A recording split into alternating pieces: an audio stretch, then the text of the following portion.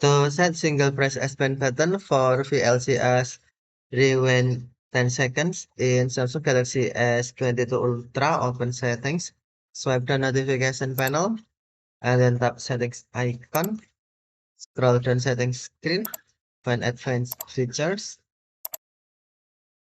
and then tap advanced features, tap S Pen, select air actions, scroll down the screen, and then select VLC. Next, tap single press menu, select rewind 10 seconds. Now, single press S Pen button for VLC set as rewind 10 seconds. Okay, thank you for watching. Have a nice day.